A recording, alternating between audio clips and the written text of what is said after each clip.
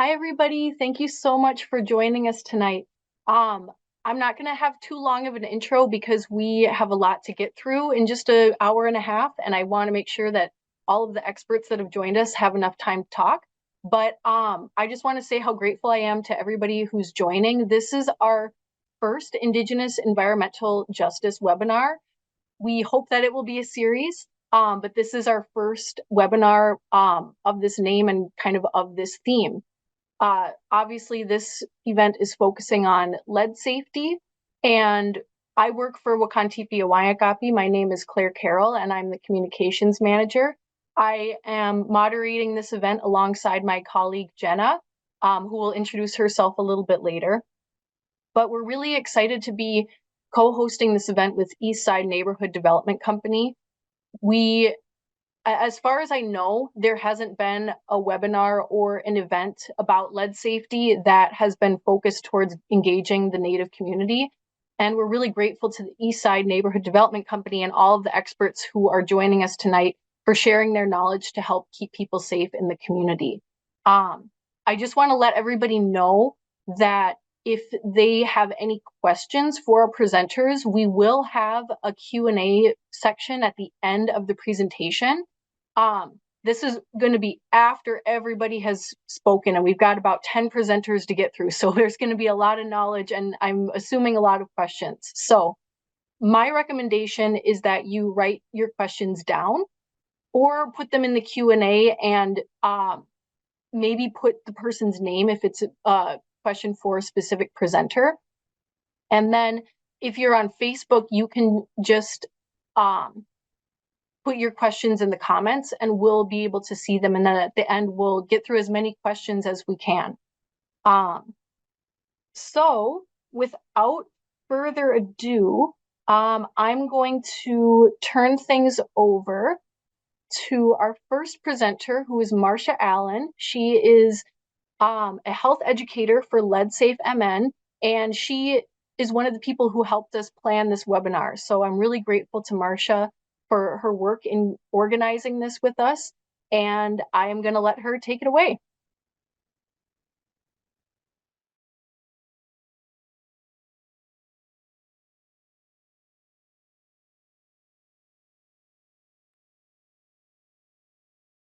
Oh, Marsha, I think your microphone is off. Sorry. Okay, that helps. Okay, thank you. All right. Let me just quickly. All right, thank you guys all for being here today. I am super excited to be here with you all. My name is Marsha Allen. I am one of the lead health educators with ESNDC here on the east side of St. Paul. Okay, and today I'm going to be sharing a little bit about childhood lead poisoning prevention. Okay, next slide.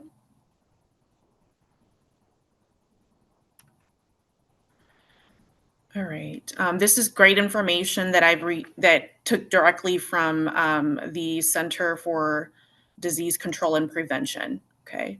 So next slide. Who is ESNDC? In keeping with our mission of working for healthy families, thriving businesses, and affordable homes on the east side of St. Paul, we've established the Lead Safe Minnesota, which is a program focused on healthy and safe housing for families in Ramsey County and throughout greater Minnesota. Okay, next slide. I'm going to go ahead right into it. We're going to talk a little bit about the adverse effects of lead poisoning by blood levels. Want to definitely share, hang on one second here. What is lead? Now, lead is a metal that it occurs naturally in the environment that has been used in industrial and consumer products. So there are a lot. What is lead poisoning? Lead poisoning or lead toxicity refers to exposure to lead that results in illness and requires immediate medical attention. Now, lead poisoning is caused by ingesting lead into the body. This affects children under 6 years old are mostly affected. And if you are pregnant, lead can also harm your baby because it can transfer. Okay. What is blood level lead, we call it BLL, which is the amount of lead found in the blood. It is measured by micrograms per deciliter of blood. So if we take a look at the right-hand graphic, it shows a tube of blood marked with lead associated with harmful effects. So if you look at the number below 5, it's the development of, exposure. And then if you look at the top, which is 150 micrograms, that's what causes death, right? Next slide. Now, the impacts of lead exposure in adult and children is important. Children, especially those who are younger than 6 years old, are more vulnerable to lead exposure, but anyone is affected by lead. Even lower levels of lead in the children's blood may cause long life health effects, such as like lower IQ, decreased growth, and decrease in hearing. These effects may continue into adolescence and contribute to challenge in education advances. After, as you see here, there are 2 diagrams. There are many organ systems that is affected by lead in both children and adults, including the brain. Okay. Lead may cause memory loss, depression in even adults. And in children, it may cause behavior problems such as lower IQ and learning disabilities. It may also cause high blood pressure in adults and anemia in children. And then damaged kidneys can also occur in both children and adults, among other organs. Okay. So although often without any symptoms, lead exposure may cause nearly every part of your body. There really is no safe level of blood in your bloodstream. So it's so important that we are aware and we also get tested. All right, next slide. Now, okay, I'm going to definitely go into age-specific development impact on children affected by lead. There are age-specific development impact on children before a child even enters into the school system. That includes difficult learning or listening and following instructions. Now, when a child is in the early elementary school stage, they're more likely to fall behind academically if they're affected with lead. Once a child gets to early and upper elementary school, children may have trouble with transition from simply memorizing facts to math concepts to solving problems as well. And then once a child gets to middle school, a child may have difficulty in obtaining higher order cognitive or organization skills such as like evaluations and analysis.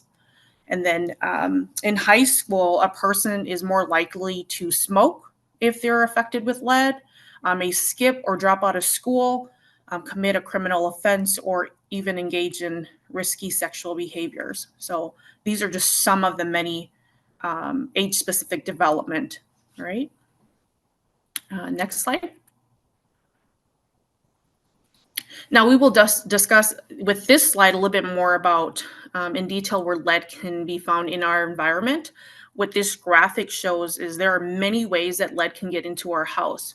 Lead exposure can come from, the food specifically. If food is from a lead-based, if food environment, especially food, if it's a lead solder or if there's lead dust in the air, it can get into the food. It could come from the air, from auto emission and lead dust from lead-based paints on windows. It can also get into the soil from the lead in the air and or water. Lead can also come from many forms, such as toys, jewelry, and or paint. And I'll definitely talk a little bit more about that. Lead can be collected on windowsill, toys, and of course, even our pets. And so understanding all the different ways that can expose a child to lead is critical to understand how you can certainly prevent childhood lead poisoning, right? Next slide. I want to definitely go into the sources of lead. This is so important. These are some things that, Even I wasn't even aware before I started here. So there are many sources of lead where lead can be found. One of the main one is in spices. Lead is sometimes used to enhance the color of spices, especially turmeric, or it is used to increase profits by adding weight into packages. So it is so important to also know where spices are also coming from. Next slide. We're going to talk a little bit more. Lead is also in our children's toys and jewelry. Okay, it's so important. Lead may be found in the paint, metal, and plastic parts of some toys and toy jewelries, particularly those that are made from other countries, and also in unique antique toys and collectibles. To reduce children's risk of lead exposure to the U.S. Consumer Product Safety Commission, which is a CPCS, test and issue recalls currently products that may have potentially exposed children to lead. So if you have any questions, want to kind of take a look at that list, you can certainly visit their website at cps.gov/recalls. Okay, next slide. And then lead can also be found in our house, right? We kind of talked a little bit about that. One of the highest exposure to childhood lead poisoning is lead-based paint, especially if you are or the child is in an older home built prior to 1978. A lot of homes had lead-based paint, and then also some of those homes may have water pipes where lead can leach into drinking waters. Now, if you're doing any sort of renovations of an older home, it's been becoming a little bit more common as a source of lead exposure as well. Okay, I want to definitely just kind of have you guys take a look at this. When we go into homes, this is something we call aggregating. So if you take a look at this graphic right here, this is kind of how you tell if there's lead, especially in your paint and or windows. So if you have anything like that, we would love to definitely come out and help you with that. Okay, next slide. There are many occupations and industries that are known for potential lead exposure, such as automotive repair, home renovations, and if you work with firearms. So this is a list of lead-related occupations and industries. So if you do or are currently working in this, it's important that you practice a lot of lead-safe behavior. For example, taking your shoes off outside the home before entering. All right, next slide. Some hobbies, there are many hobbies that may cause exposure to lead, such as making stained glass, furniture refinishing, and hunting.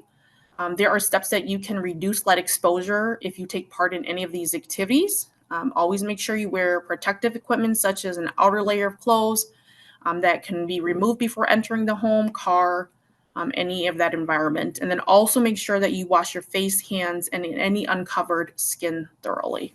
Right? Next slide.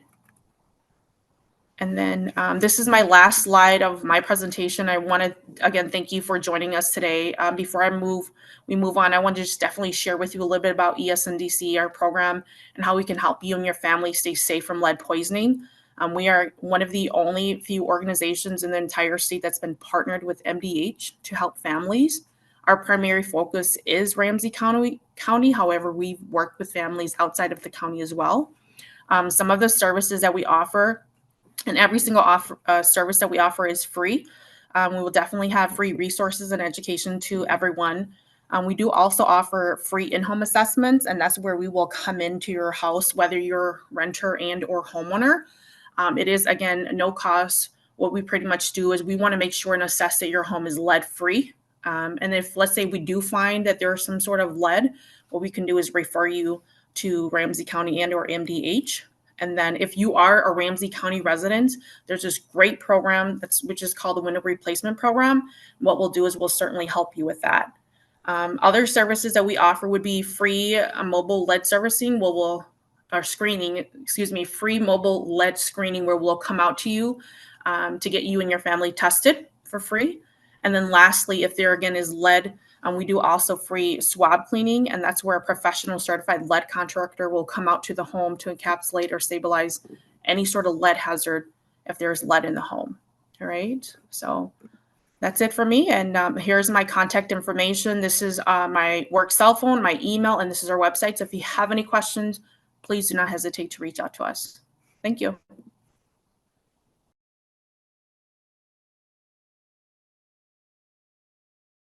Sorry, I forgot to turn my mic on. Thank you so much, Marsha. And once again, thank you for partnering with us to provide this information and these resources for the community. This is really important, and we just really appreciate you sharing your knowledge with us tonight. So next, I'm going to ask our presenters, Alma and Ilona, to turn on their cameras. They are from the St. Paul Regional Water Services. They are lead-free coordinators, and they're going to be sharing a little bit about some of the services that the St. Paul Regional Water Services provide.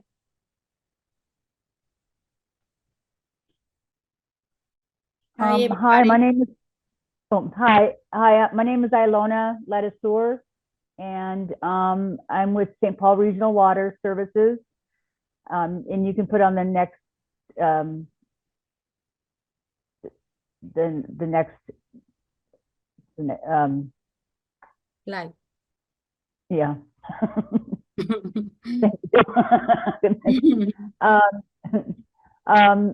So to kind of piggyback on the last speaker, potential impacts of lead. Lead is a common metal found in air, soil, household dust, and water. Found in consumer-based products, some types of food, pots, pewter, and lead-based paint. If lead is inhaled or swallowed, lead can build up in the I don't know what that says. Too much lead enters the body. It can damage the brain, nervous system, red blood cells, and kidneys. Children, infants, and pregnant women are at greater risk.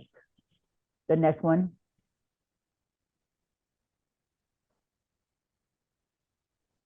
So what is lead-free SPRWS? So St. Paul Regional Water has implemented a 10-year program where this is year 2 of our program, where we're going to replace all lead line services in our system that go from the curb to the meter in the basement at no charge to the homeowners. And like I said, we're starting year 2. We got an early start because of the mild winter, so that we're actually started our 2nd week. It's, like I said, it's no cost to the homeowners. It's basically, we're doing outreach to about 1,200 customers for 2024. We have a contractor that's going to be doing about roughly 800 of them, and then we're going to be doing roughly about 400 of them. When I say we, I mean St. Paul Regional Water Services in-house will be doing about 400 plus, hopefully maybe more, because we have a lot to get to. We have over 25,000 left to do in our system, and so there's a lot to do in 10 years. You can bring on the next one. So you can go ahead, Alma. Yeah, thank you. As my co-worker Ilona say, our program is like a really ambitious program. It's going to be running for 10 years. And we are so excited to just announce you that we are in our 2nd year. Last year was our pilot, and it was awesome. We have like a really good result. This year, we are starting just like this month to start doing that replacement. We are doing not only the replacement for our private property, but the city property too. And we are doing, as this occur, if somebody has a leak. And for this year, I don't know what is going on, but we have a lot properties that has leak, lead leak, and we are doing it. We have a lot of questions on our program about why we don't do this before, why we are doing it now is some kind of risk. The only reason is because somebody think that it's good for everybody's health to do the replacement. They start this program and they start this huge program that is moving a lot communities, not only St. Paul. But for us, we all just work in St. Paul, and we are doing this service line. For those houses that has lead pipes, it's aromatic. They are in our program. They don't have to do nothing. We work year by year. We plan our projects by year. And whoever is going to be in 2024 project, they already are in our list. The only thing they need to do is wait for us to contact them. We will be trying the best. We call them, we send emails, we send letters, we send postcards, we send all those things. We go knocking doors. Tomorrow we are going to do that, knocking door. We put signs on front yards. We want everybody knows that we are doing this. And if you are eligible, or people that is in our community is eligible for the free replacement, we will do it. As we say in our program is voluntary program. If you don't want to, you can always say, no, I don't want it. You can start the process, you sign the contract, we do the inspection, and the very last day you say you don't want it, you just can opt out the program too. With this program, we have a lot street and roads closed, so we try to partnership with another department when they are doing some work at city. We try to partnership with them so we don't collapse all the city, we don't close all the cities, and all the job that we are doing is doing the same time. I think so that will be next slide, please.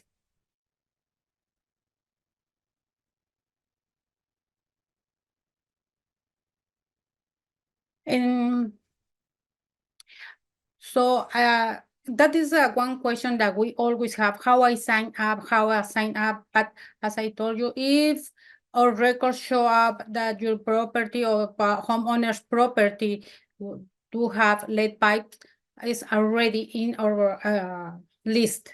The only thing we need to wait is we call you and you are there. But over here, we have this handouts, and it right there is like this code. You always can go there, and then this will direct you to our web page. In our web page is different windows, and you can see one, it's say service material map. In service material map, you can type the address, and then it will tell you if it's pink, your property or the private property has lead or no. They will tell you that if the city property has lead or no. If you are eligible, your square house is gonna be pink.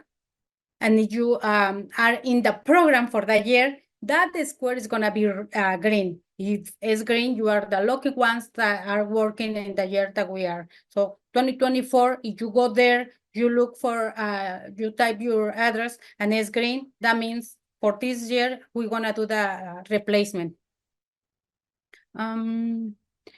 If you have issues, because we know it's a lot of people don't have computers, or they don't know how to use it, or web page, you always can call us to 651-266-6820, and we will look for you not only one property, but whatever properties you have or you are concerned for.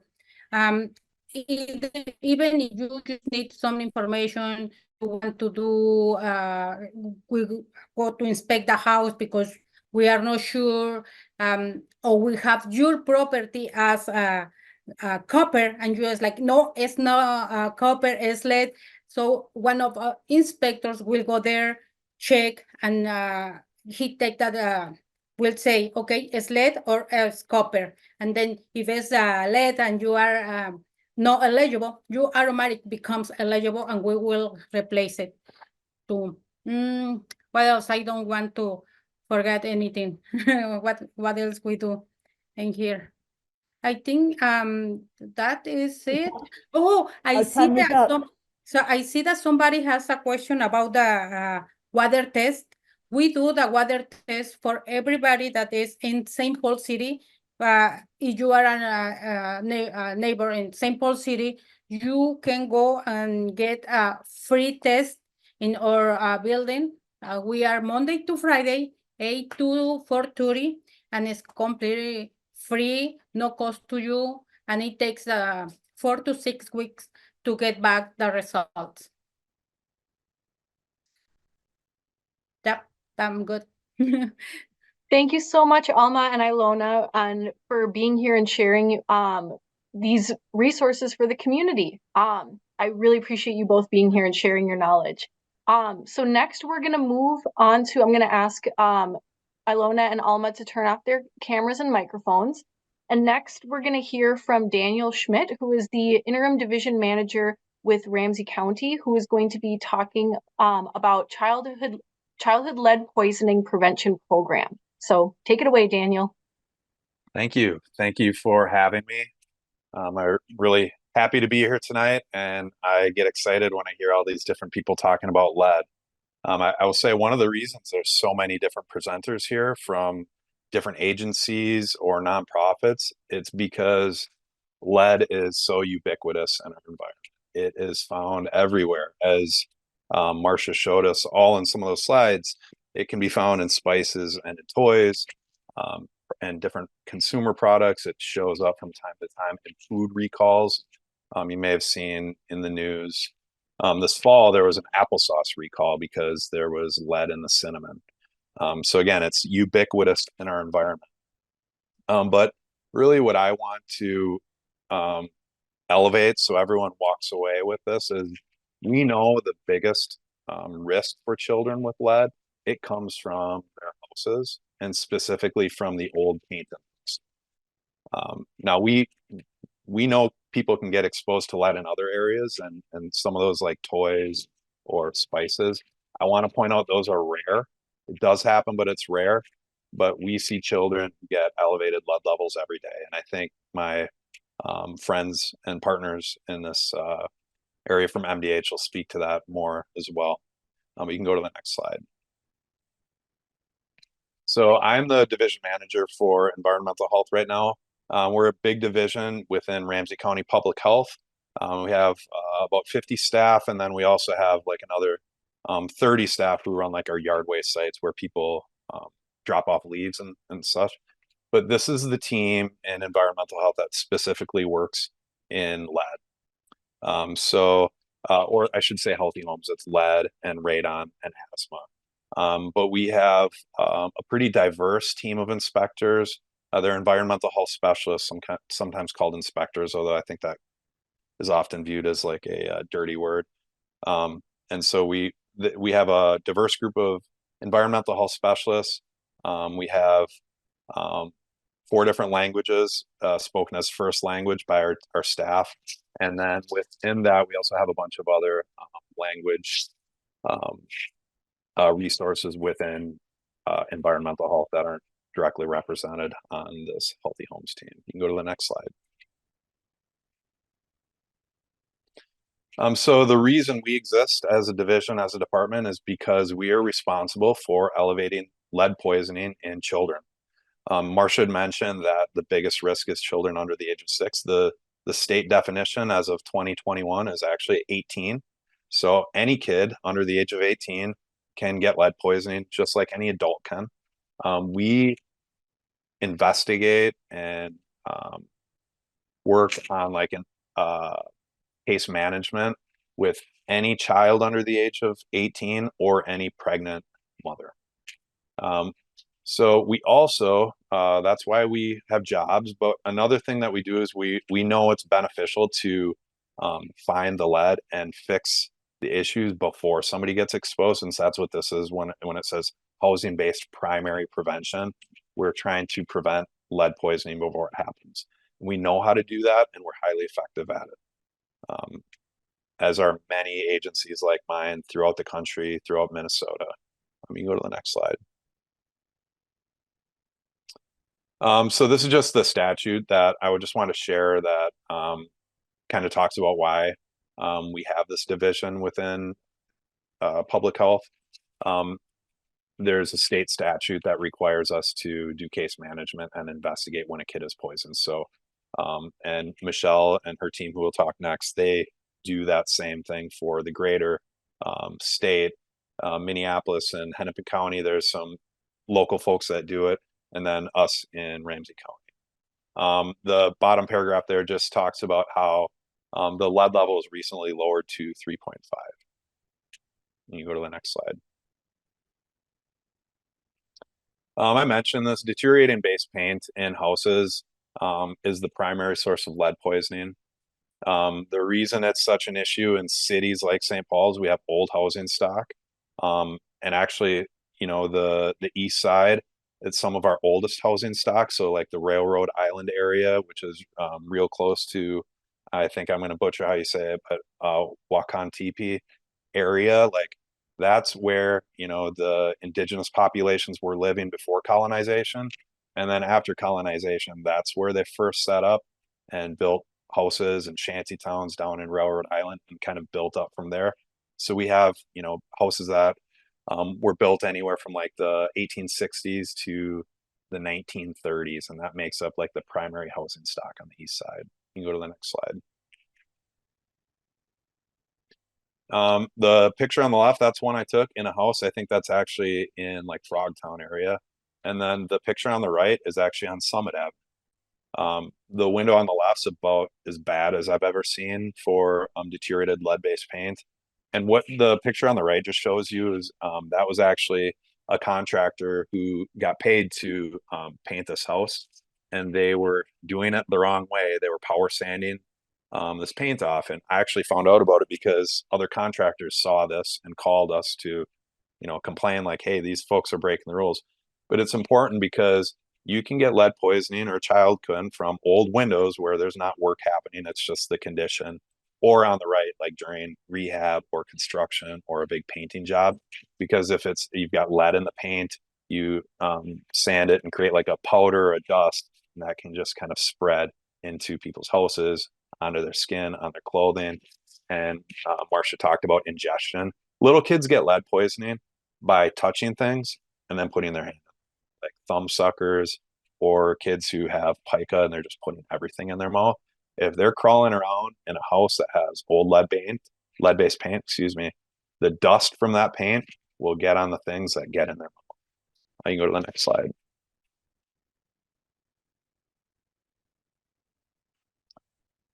Some other products, these are in here, like I don't want to focus on these too much, but like that Sindor powder, that was 750,000 parts per million. Like that's almost pure lead. And that was from a family that had come from I think either India or Pakistan, and they use it to like for ceremonial stuff and would put it on their skin, and they had a child with an elevated lead level. We tested it and found that some old crock pots, some old pottery. So there's things that you want to be aware of, but I don't think these are the things that you want to lose sleep over. I wouldn't say the same if you have those old looking windows like I had in that other picture. That's something to be concerned about. You can go to the next page. So there's a lot of words on here. I'm just going to kind of give you a quick summary because I know I've only got about 2 minutes left. We have a grant program for lead-based paint remediation. Marsha called it the window replacement program. And actually ESNDC has been doing lead work for much longer than Lead Safe Minnesota. I know I used to be on the board over 20 years ago, and back then they were partnering with Ramsey County. This is before I worked there, on window replacement. Since then, we've kind of changed that program to be more inclusive than just windows. We do all kinds of lead remediation, but really the grant program, you have to have kids living in the house under the age of 6, or if they're lead poisoned, that's not as important. There has to be lead paint typically on the windows. And then we do look at income, and folks need to make less than 80% of the median income. You can go to the next slide. Here's a picture of like a before and after. So you can see the windows, kind of to zoom in on the windows, you got 3 with peeling paint. Below that was after our program. The windows in the house on the left, that's another one in like midway. You can go to the next slide. You can see it's really a huge change. So it's a great program for people, not just to reduce lead poisoning exposure, but to upgrade their house. You can go to the next slide. Let's skip over this one. I just talked about that. That's how you'd qualify. Again, that's our team. And so I hope that folks will be able to have access to that. You can find us on the internet. If you just Google lead paint or lead poisoning, Ramsey County, you will get the contacts for our department. And there's like an email or a direct number that you can call that you can access any of the folks on the team. And we would be happy to take any of your calls. And I know I'm out of time. I just want to make sure I had a couple notes of things I wanted to say. Oh, one thing I did hear someone say, like, lead paint is dangerous. I want to be clear that deteriorated lead-based paint is dangerous. If lead is intact or covered by multiple layers of paint and it's not broken or powdering or dusting, we consider that safe. And so as you think about this, I just want people to think about the best ways to remediate lead hazards. It doesn't always mean removing it from the house. Sometimes it means enclosing it, covering it, or painting it up. And you have to think about resources, because all of this costs money. And so the people on my team, we really are able to help homeowners make the best decisions on the most affordable way to fix their house and make it safe for the long run. So I'll end it there. Thank you so much. Hey, Ramaya, Daniel, thank you so much. If you can go ahead and turn your video off and mute. And then, yeah, Hamadakiapi and Petuashte na pemato wiamakiapi wazi haha himatahan. Hello, everyone. Hello, my relatives. My name is Jenna Gregel, and I am Oglala Lakota. I'm the EJ and Stewardship Programs Manager at Wakaŋ Tipi Awaŋyaŋkapi. And thank you all again so much for being here tonight. And remember, we will have a Q&A section at the end, so feel free to drop your questions at any time. We will get to them. And I'm really excited to introduce Razi Payne from Minnesota Department of Health. Razi, you can go ahead and I see you have your video on, and you can go ahead and unmute yourself and start your presentation. Thank you so much for being here. Awesome. Thank you so much, Jen. I appreciate the introduction. So yeah, my name is Razi. I work at the Minnesota Department of Health. I'm one of the industrial hygienist 2s here, otherwise known as a lead risk assessor. And I work in the lead risk assessment unit. And I'm excited to tell you a little bit about what we do for the state. And yeah, we can get right into it.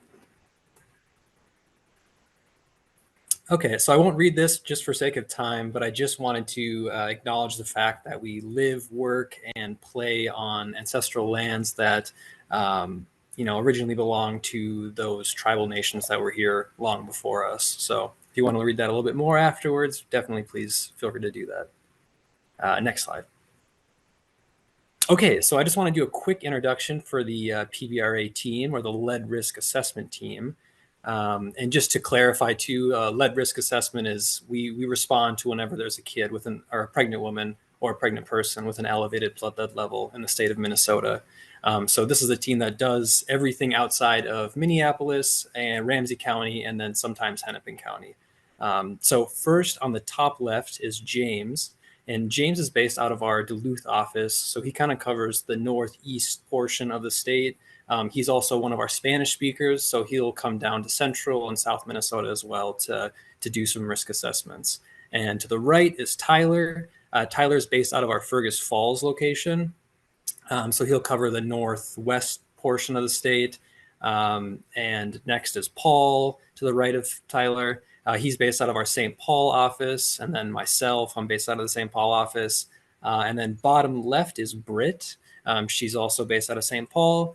Alejandro is our second Spanish speaker, and he is based out of St. Paul. And then Alicia, also St. Paul. And then the captain of our ship, Michelle, who's also in this meeting somewhere, is the supervisor. So that's just kind of a brief introduction to who we are. And yeah, so next slide, please. Okay, so I thought it'd be kind of fun to do a very brief timeline of MDH MDH's lead risk assessment unit, since we are a fairly new unit at the Department of Health. So you can go ahead and click. So in 2021, and then go ahead and do it again. Sorry, I kind of spaced it. Yeah. In 2021, we received the program funding to hire 7 risk assessors and a supervisor in July of this year. And then next, click please. And then in 2022, Michelle, our unit supervisor, had started in April. And then one more click. And then we had 3 risk assessors start at the Department of Health after she was given the task of kind of creating this program up. It was myself, Britt, and then Paul, who were the ones that started in December. And then prior to this, though, there was only one person doing all of the lead risk assessment units for the entire state. So that's why it's such a huge deal for us. And you can go to the next one. And then in 2023, we had 2 that started in January. And then in the middle of last year, we hired the last 2 assessors in July. So we finally had completed our team in the middle or summer of 2023. And yeah, I'm excited to go into the next slide to show you the visual impact that we've kind of had. So in 2022, this is with the one risk assessor that was doing the risk assessments for the entire state. It's obviously kind of a heavy workload, so that's why you can kind of see it's kind of scattered and yeah, not as many as we'd like to see. But in the next image, this was in 2023, and this was at the very end of the year when all of us were hired, trained, and able to get into these houses to identify these lead hazards for these families. This is the kind of the progress that we've made so far. So it's a great comparison from when we had one person doing it to 7 risk assessors doing these elevated blood lead level responses. And you can kind of see like tangibly how much we've done.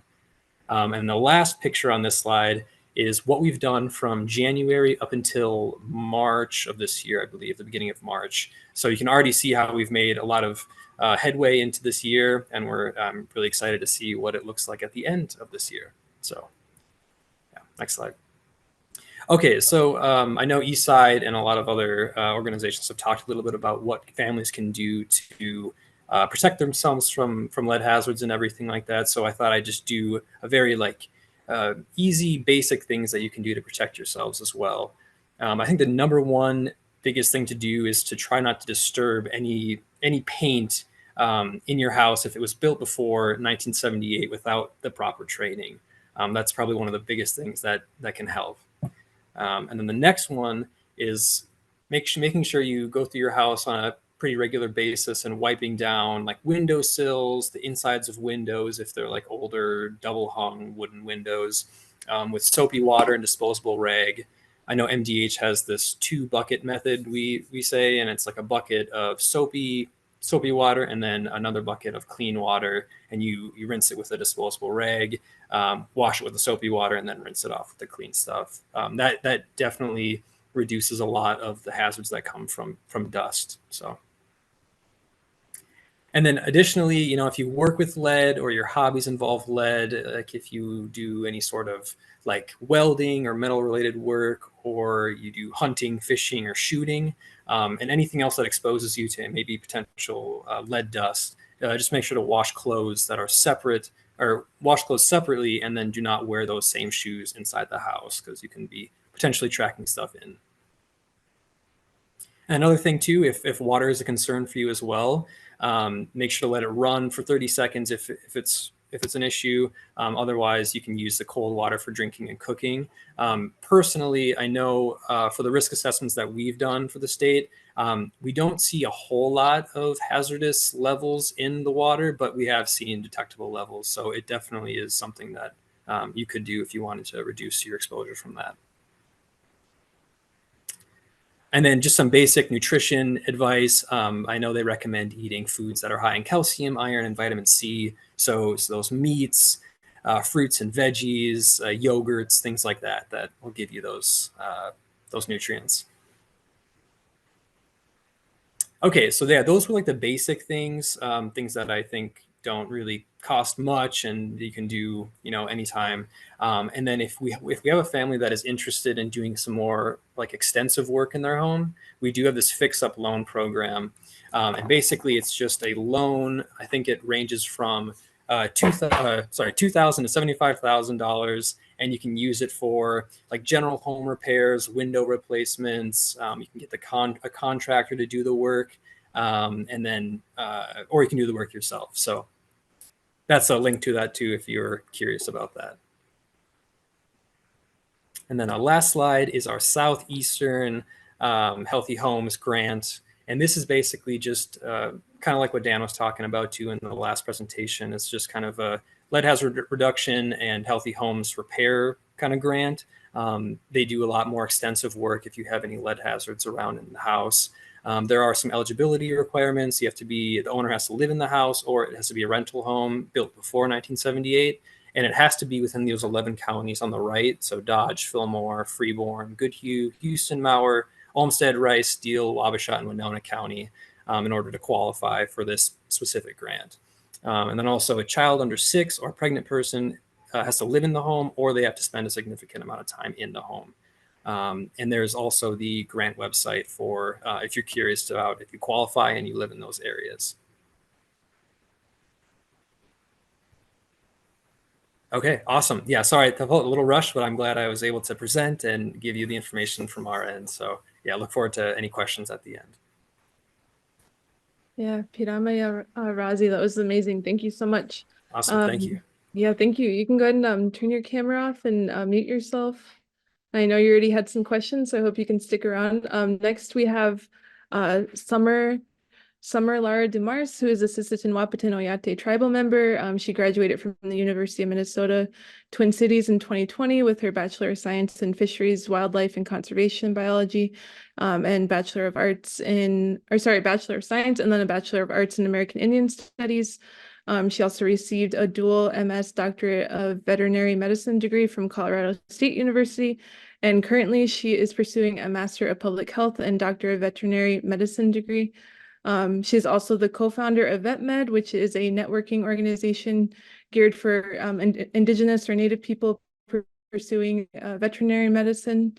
And Summer volunteered at the Raptor Center at the UMN campus and learned a lot about the impact of lead on raptors. So really excited to have her here tonight. She's also my language teacher. She really did awesome. I'm just really excited that she's here. And Summer, if you can go ahead and unmute yourself and you can start your presentation. Thank you. Yeah, thank you so much. So Hamadakyapi, just like Jenna said, all of my stuff is listed right there. I used to volunteer at the University of Minnesota Raptor Center, which is located on the St. Paul campus. And then I also volunteered at the Rocky Mountain Raptor program over in Fort Collins, Colorado, which is where I currently live. I'm attending veterinary school. I'm a second-year veterinary student, but I do have my master's in biomedical sciences and previous education, right, in fisheries and wildlife. Like if you tab it, another picture will pop up. So this is from my time at the University of Minnesota Raptor Center. That is Maxime. She has since passed away, but she was lovely. Next slide. And so you can tap it again. To talk about raptors and lead poisoning. So I'm kind of switching gears here, and I'm going to talk a little bit more about the wildlife side of things. And so kind of like how everybody else has mentioned about what lead is, it's a naturally occurring element that can be harmful to wildlife. It takes a long time for the body to filter out, and it replaces vital metals within the body. And so calcium is an example of one, zinc is another, same thing with iron. And so like my previous colleague had mentioned, he said that it's really important to eat foods for us to eat foods that are high in those elements. It's because lead can replace those elements in the body.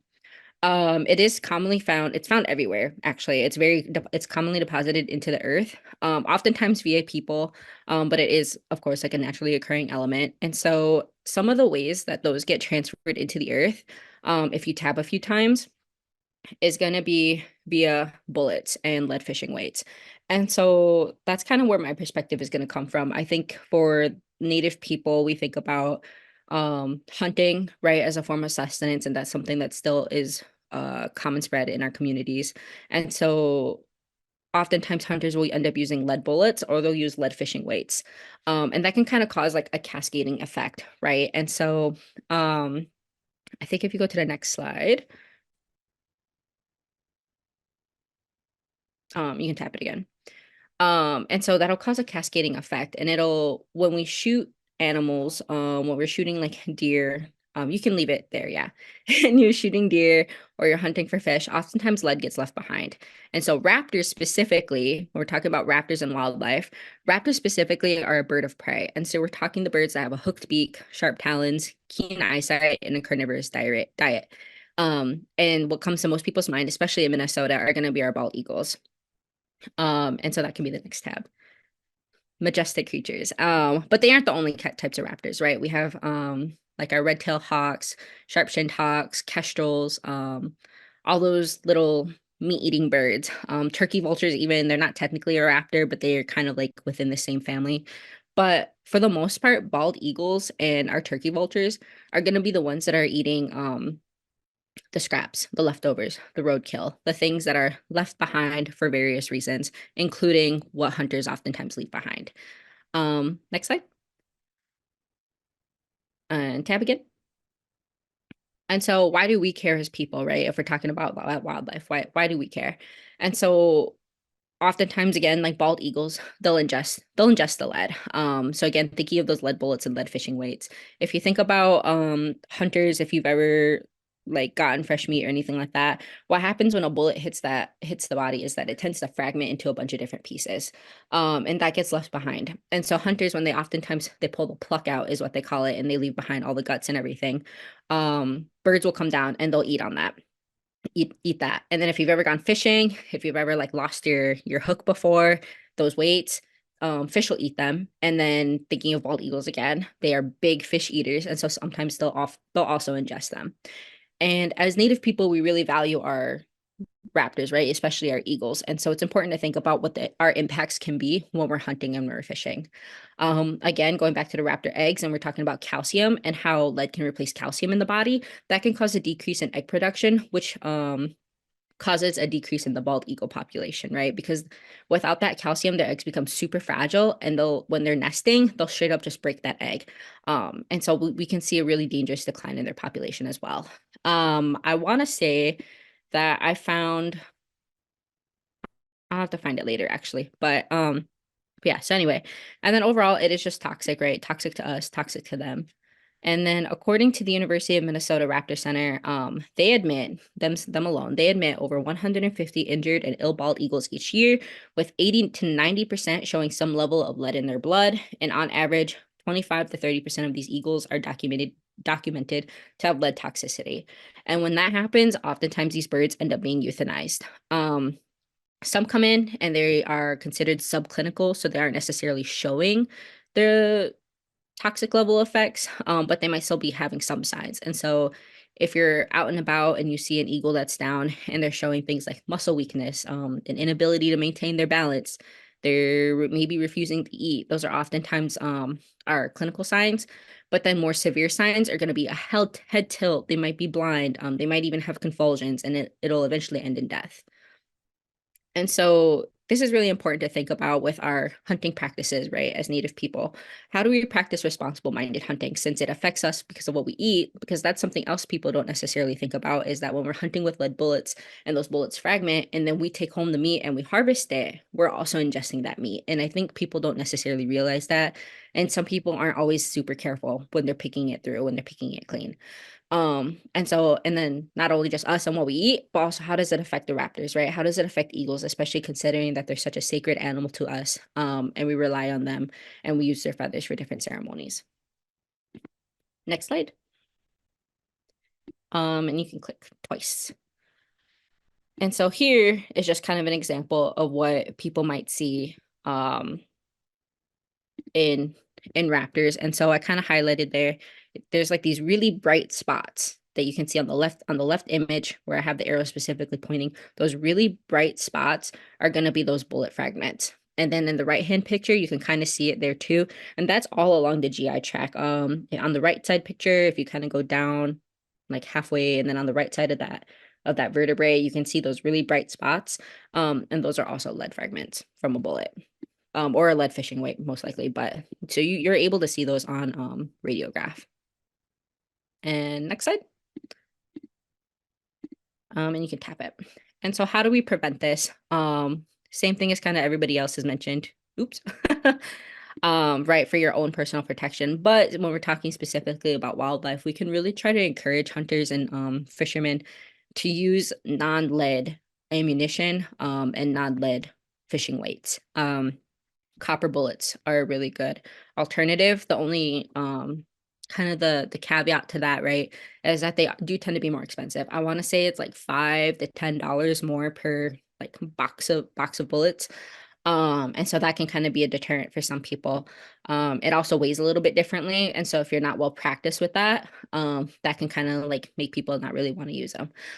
There are some programs out there. I am not sure of any off the top of my head, but there are definitely some programs out there that do encourage that. And they'll actually kind of do like a buyback or a trade-in where you can bring in your lead bullets, and then they'll actually give you copper bullets in return, because they're specifically trying to discourage the use of lead and encourage the use of copper. And this can be beneficial for both wildlife and people, because like I said, when we're talking about hunting, those lead bullets, those lead fragments going everywhere, if we are able to exchange them for copper, then on one hand, we're not consuming anything that may be contaminating our meat or our fish. And on the flip side, raptors will not have a place to also consume it, whether it's like just the pluck left behind or fish carcasses left behind, anything like that.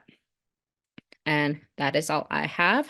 Thank you guys so much, and thank you Wakaŋ Awaŋyaŋkapi for having me. Yeah, Summer, that was really great. Thank you so much. Go ahead and turn your video off. I hope you can stick around for questions near the end. Next, we're on to our Yankton Sioux tribe, and is also from the Chichago Oyate or Rosebud Sioux tribe. Serene has worked in hospitals, clinics, community-based mental health centers, and residential facilities since she obtained her master's degree in expressive therapies in 2008. And currently she serves as the community programs director at South Dakota Urban Indian Health in Sioux Falls, South Dakota. Really excited to have you, Serene. You can go ahead and unmute and start your presentation. Thanks for being here. Yeah, thank you so much for having me.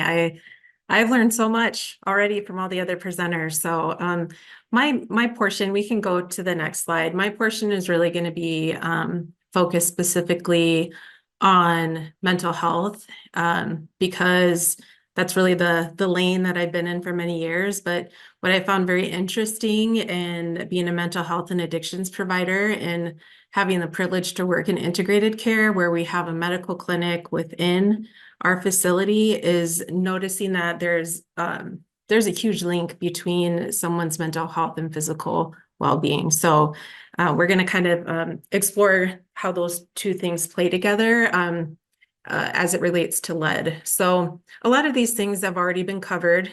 We know that there's no amount of lead that's considered safe in the human body. And we already know that a few people mentioned in previous slides that it can cause behavioral problems and learning disabilities in children who are exposed to it. And so what this often translates into is mental health issues. And as a clinician, one of, I think, the most important things in being not only ethical, but as clinically accurate as we can be, is to rule things out. We call it ruling out other things that could be impacting their mental health. I think it's important that we all have our lanes of expertise because we can really get in and assess things, but we also, I think, need to be holistic. And so I will often, when someone has some really severe symptoms, I will often have them first get labs done so we can look at their blood levels and look at different things like that. And we have found many times that people are sometimes extremely low in vitamin D, vitamin B, and all of those things.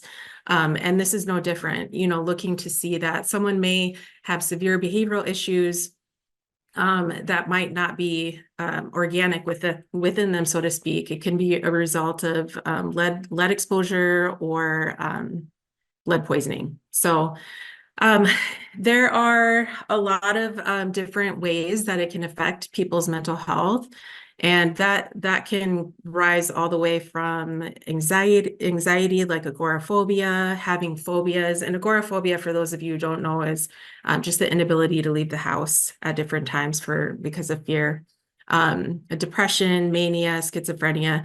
So there was a large study done over 30 years. It was the longest and largest psychiatric study to be done based upon those who were exposed to lead as children. It followed 579 people. And so that study, although not perfect, you know, they want to continue to expand on what they found, but it really did show that the link between being exposed to lead in childhood and how it manifests into mental health issues as you get older.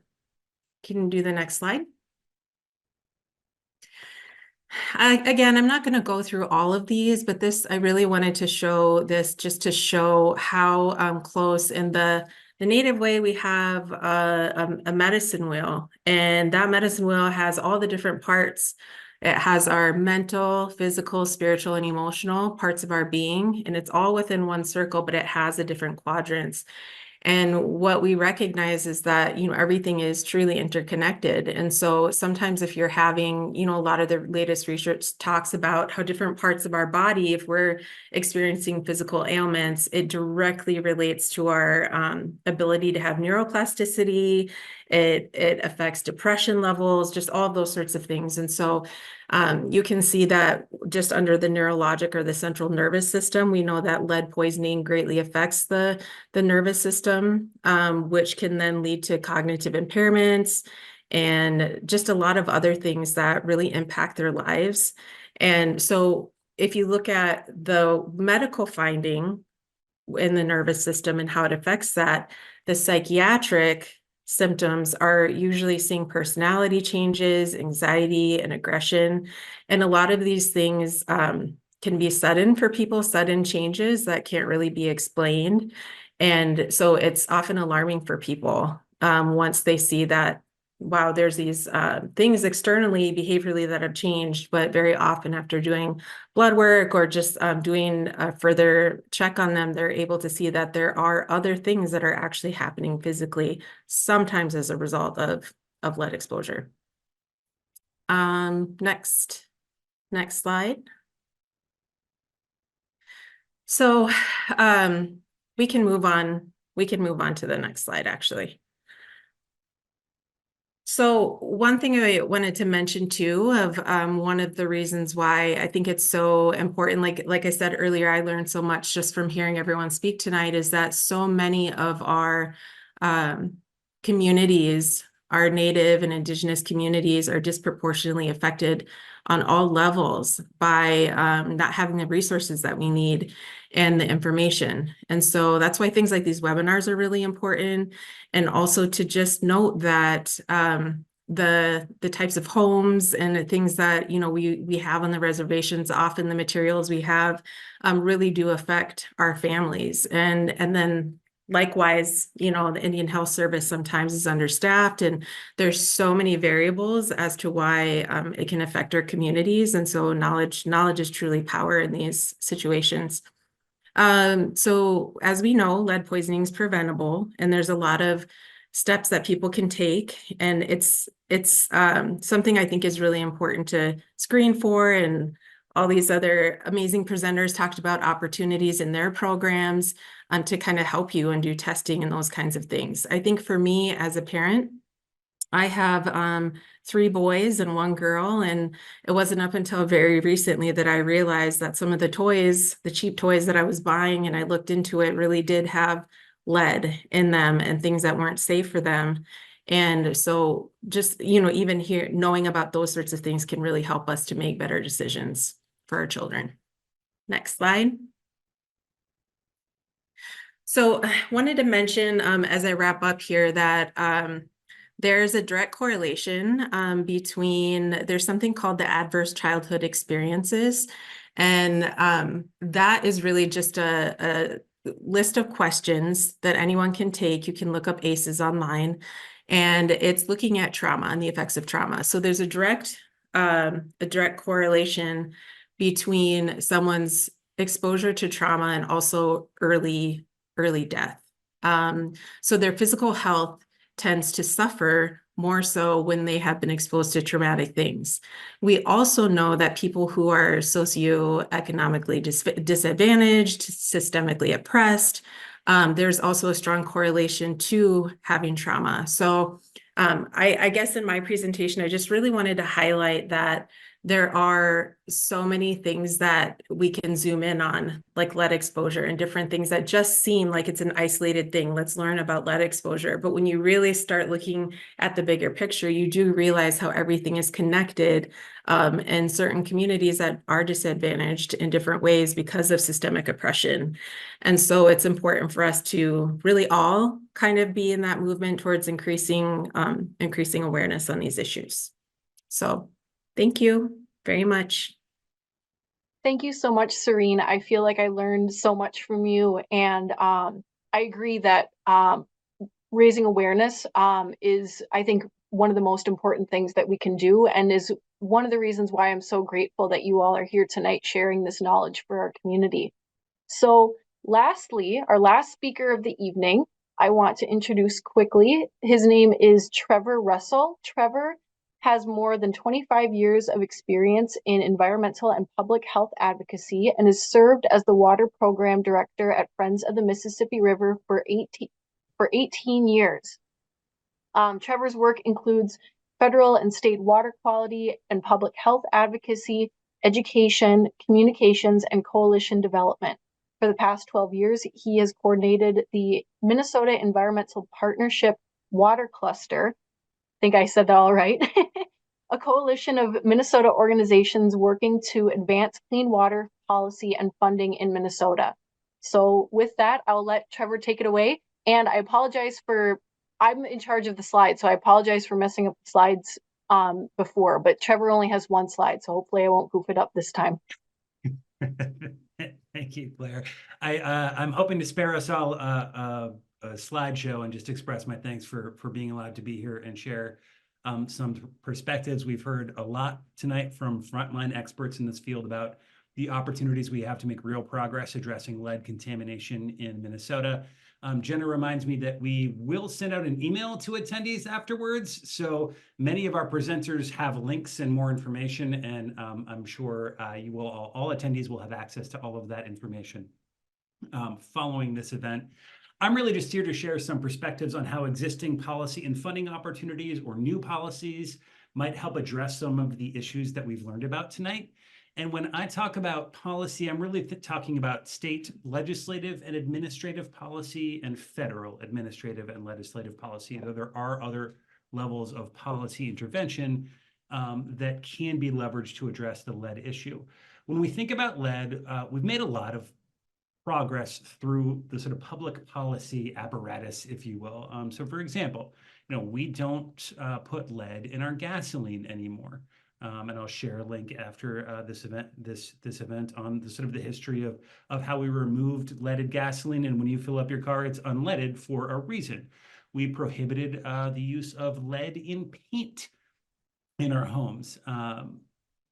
That was through a legislative intervention. Minnesota has long regulated lead and cadmium in children's jewelry in Minnesota. So we do have some history of successful intervention to address lead.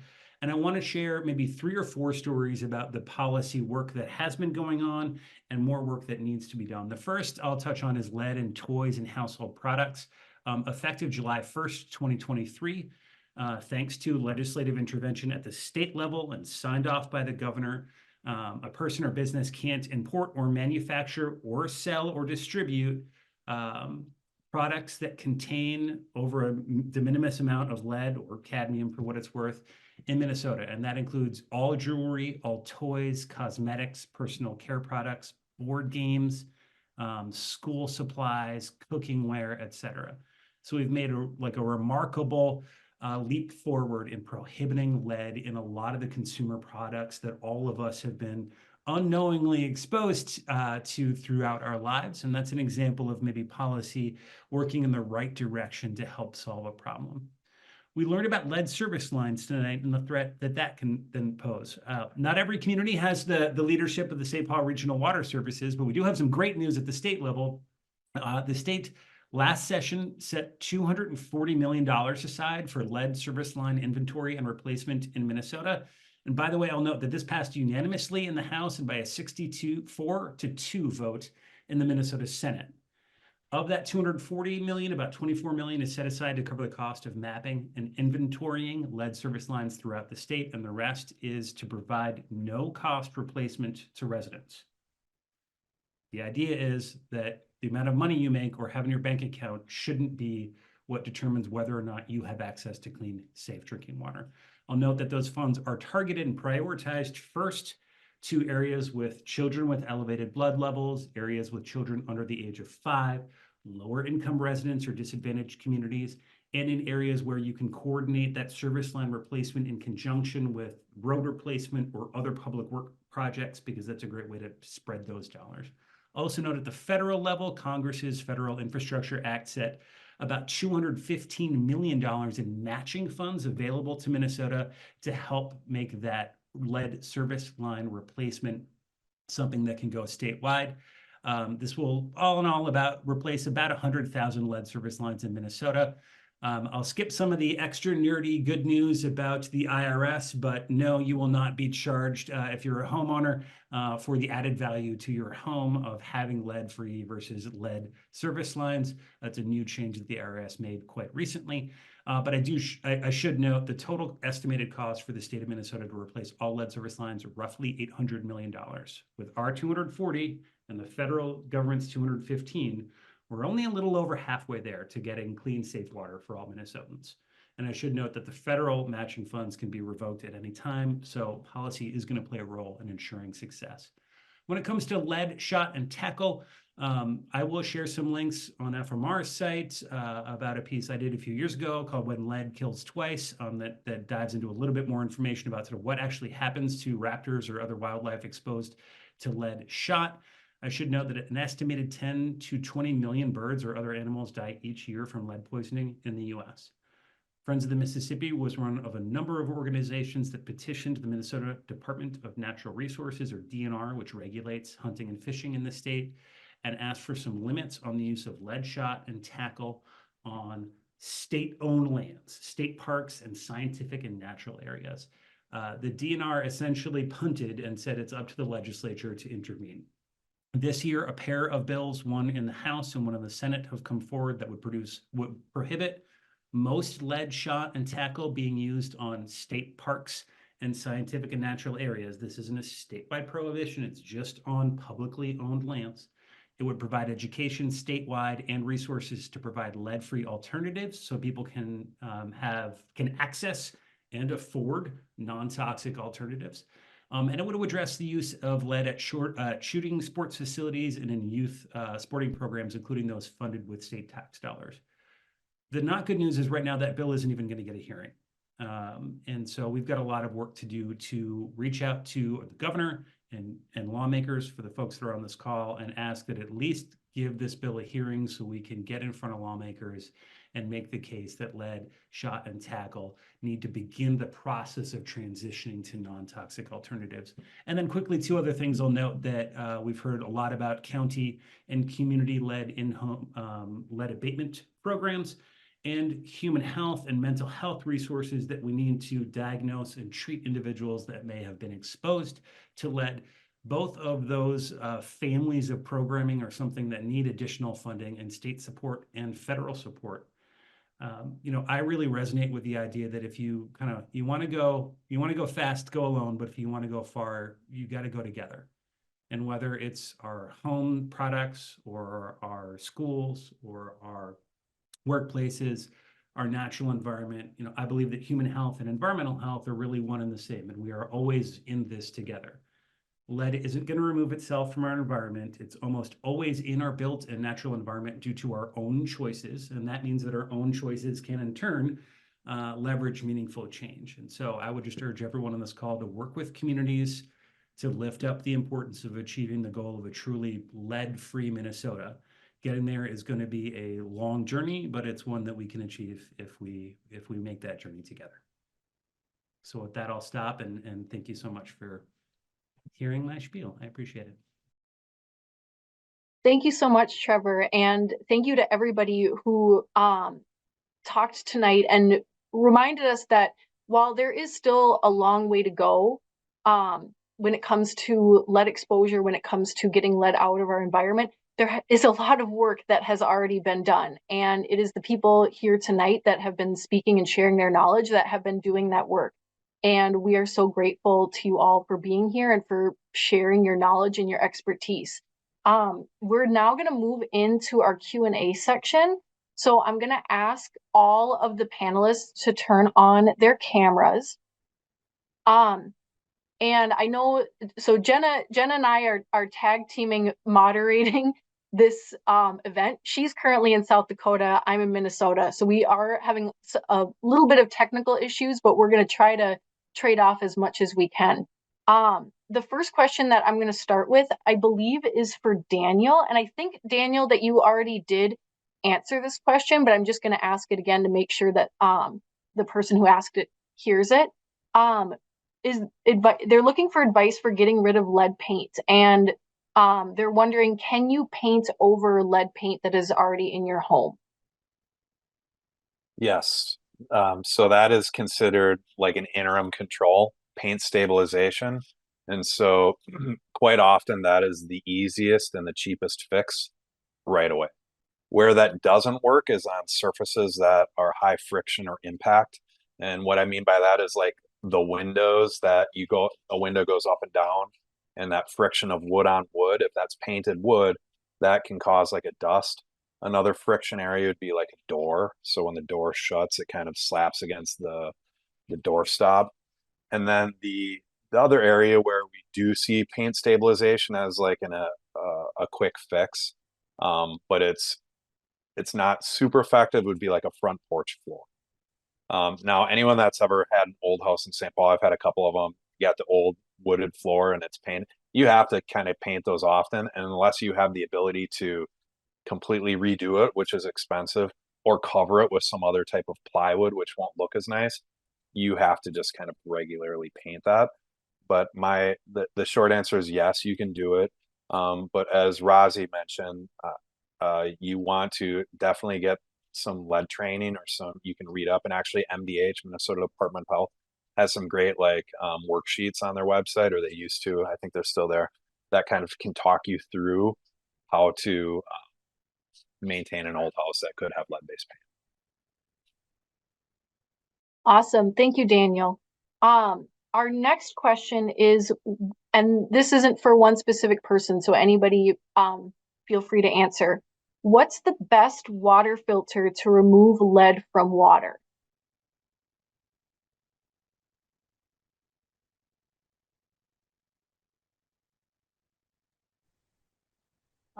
It is NSF/ANSI 53.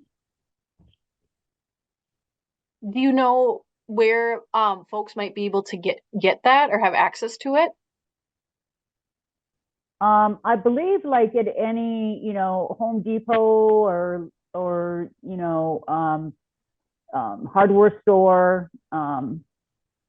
Would that be right, Alma?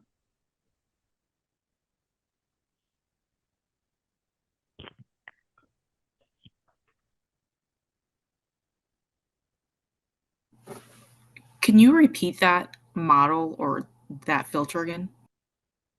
Yep. So it's ANSI/NSF.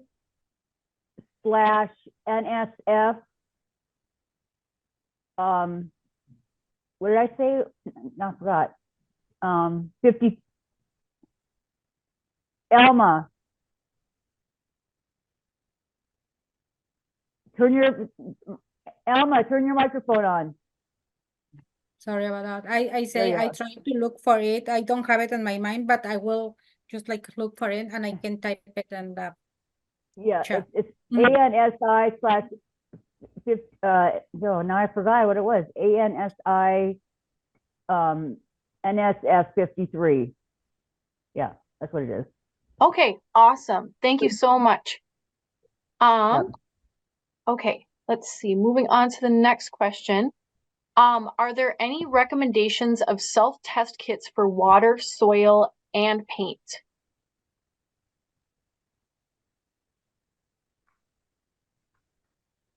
I can jump in on that. There's not like a self-test kit that I'm aware of for soil or for water, but there is for paint. 3M, Minnesota company was making one. It's called Lead Check, but I'm almost certain they've discontinued that. And so like the self-test kit options are more limited than they used to be. And I think you can expect to pay something in like the $20 range for a test. I would say that it's a good indicator whether or not you have lead, but it's not guaranteed because you see false negatives and false positives with those tests. The other thing, and Marsha had mentioned, like you can see sometimes lead paint, there's certain looks that it has, but that's not always a certainty either. Sometimes lead or paint will look like it's got lead in it and it won't test positive. Sometimes it looks very smooth and clean and it tests extremely high for lead. And so the only real way to know for sure is to have a professional test with either an XRF, which is an X-ray fluorescence gun, or to like take a paint chip sample and send it to a lab. And so if you live in Ramsey County or Minneapolis, or, I would have to defer to MDH on what they can do in the state. I think it's probably a lot harder if you live outstate. But if you live in one of these areas where there are people that do this type of work, it's often a free service to just come and give you like a quick test or like some feedback and, like a quick consultation. It's different than like a full-on risk assessment where people are spending an hour plus sampling different things. In all of these programs, though, we all have the ability to test for soil and for water and for paint. And so my advice or suggestion would be to reach out either to like a local public health department or a nonprofit organization like ESNDC, who are kind of working in the community and kind of tap into those resources. Awesome. Thank you. Can I just say real quickly, so Britta makes a ANSI NSF 53 filter. Oh, okay. So Awesome. wherever you go. Okay. All right. Awesome. Thank you. Okay, let me see. This might be a good question for Razi or Serene as well. Is there a way to cleanse your body of lead and other heavy metals?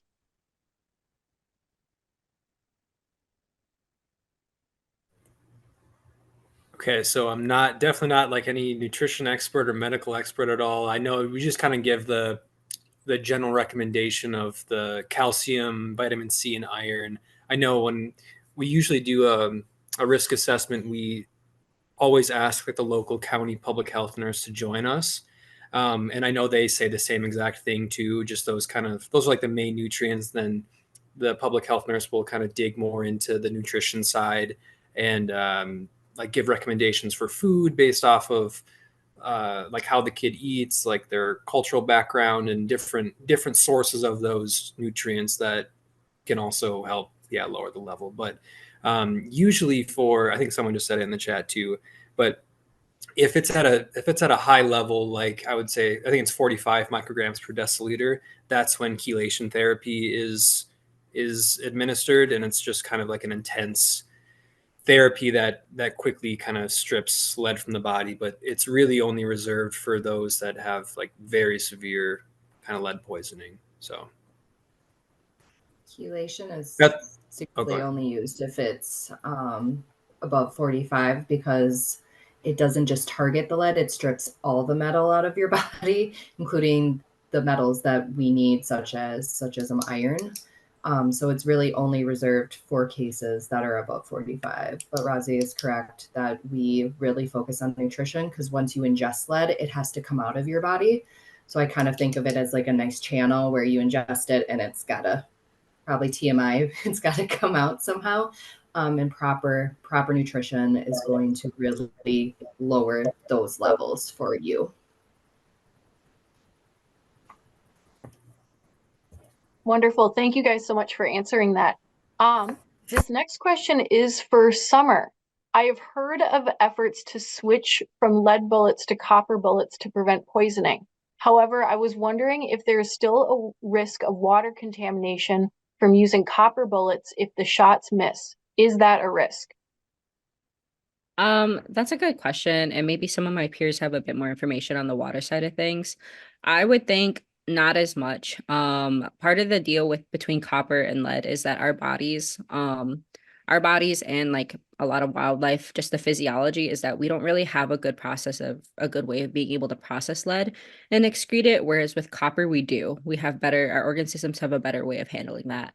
And so I would think that for copper toxicity to happen, it would have to happen at really, really high levels. And I really don't think that you would get that with copper bullets. I think it would be pretty insignificant. And whatever increment that does happen, I would say that our bodies would be able to process it a lot better anyway in the first place. If anybody else has more information, but that's kind of my thought process with that. Summer, I would just add, I think, in addition to copper, there are other alternatives, steel shot, which, we've been using for decades in waterfowl hunting in Minnesota. We've long had a prohibition on lead shot while hunting waterfowl for exactly the reasons we've discussed on this call. And then, for, other heavier metals for use in lead sinkers are also available. I think what they all have in common is they're all a little bit more rare. The supply chains are really not compatible or not comparable. And so it's a little bit harder to get. And so it's a little bit more expensive. And so a lot of lead shot and tackle efforts have really been about how do we educate consumers? How do we help make those alternatives more affordable and accessible so that people know what their alternatives are and can easily access them? Awesome. Thank you both so much for answering that question. We're getting very short on time, so we only have time for one more question, and it's kind of a big question. So I wanted to save this one for the end. What accountability is there in these programs for landlords to get their property tested and follow through on outreach from these agencies? Are landlords legally required to get lead pipes and paint taken care of, or is it all voluntary? I'm gonna talk about lead pipes from main line up to the meter. Until now, it's not legally required. It's voluntary, as we say in our program, and we are doing this program is like so beautiful, and it's voluntary. No cost to the owner, no cost to the tenant. Even tenant can go and ask and what kind of pipes they have. And if there's a lead, they can just tell their owner or landlords, and we will do the replacement.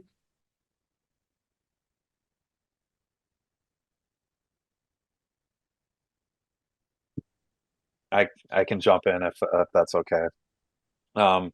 It's a complicated question, and I would say voluntary is going to be like the lead that I would say, but there are definitely instances where we do have the authority and leverage to implement change at a property. One thing that I think it's important to think about is that lead-based paint has been banned in residential properties in the United States since 1978, and there was a voluntary phase out in the 1950s. And so most of the lead paint that we find in houses was actually applied before the 1940s and before the 1950s, but like the 40s and prior is really where we see high occurrences of lead-based paint. So these landlords that we talk of did not put the paint there. And many of these landlords probably don't know that they have paint. There are lead disclosure requirements that they're supposed to give you, like a protect your family from lead pamphlet if you're renting a property before 1978. And that's not to take them off of the hook. Landlords need to maintain properties that are safe for their tenants. And so most rental licensing agencies like the city of St. Paul here have peeling and chipping paint requirements and ordinances that will not allow a property owner to have chipping or peeling paint, but they're not testing for lead. So it becomes voluntary if they want to get into a program to do some remediation or get a grant. And I think somebody actually in this call has already reached out to me, and they seem like a good landlord. And they're interested in a program that they may be eligible for. And most of our rental properties in St. Paul are not our worst houses. They're most owner occupied, because there we have no authority to make people do things. When a kid is lead poisoned, we get additional leverage, and there's levers we can use to pressure folks to do work. But the biggest thing is bringing resources to them, to the table, and say, we know there's lead paint issues here. You do. Nobody's happy about this. We're going to require you to fix this. But the good news is we're coming with money and resources, and we're going to walk you through it, and we're going to partner with you until it's done. And we're going to work with this family and this child until that kid's lead level is below 3.5 microdeciliters per. Thank you so much. I see that we're a couple minutes over time, and I don't want to keep people too late, but I just want to say Wopida from all of us at Wakaŋ Tipi Awaŋyaŋkapi, to all of the panelists and to everybody who attended. This was such valuable information, and I'm so grateful that this is going to be shared with our wider community. We have been recording this webinar, and we do plan on putting the recording on our YouTube channel within the next few days. And we'll also be sending a follow-up email to registrants with some of the information that was shared, like contact information, websites for people that want further information. But once again, I just want to say Wopida. I hope you all have a wonderful evening and a wonderful weekend. Have a great St. Patrick's Day. And yeah, Wopida, thank you so much.